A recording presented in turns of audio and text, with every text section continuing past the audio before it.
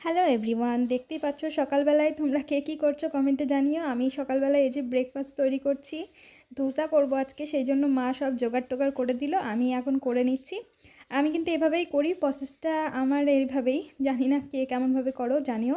আমি তেল দিয়ে দিই, তারপরে এই যে জলের ছেটা দিয়ে মুছে নিয়ে তারপরে আমি করি। হাতা দিয়ে চেপে ঘুরিয়ে দিই, তাহলে জিনিসটা এরকম হয়ে যায়।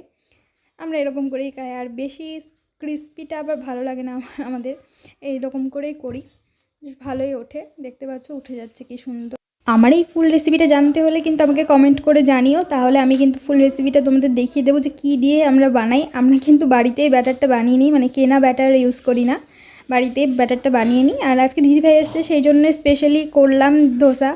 ভালোবাসে সবাই, ভালোবাসে আমাদের বাড়ির। এই যে দেখতে পাচ্ছ আমার রিয়াকশনটা, এবার দেখে নাও যে কেমন হয়েছে। সকালবেলায় দেখো কিভাবে আছি আমি, বেশ খুব ভালো হয়েছে।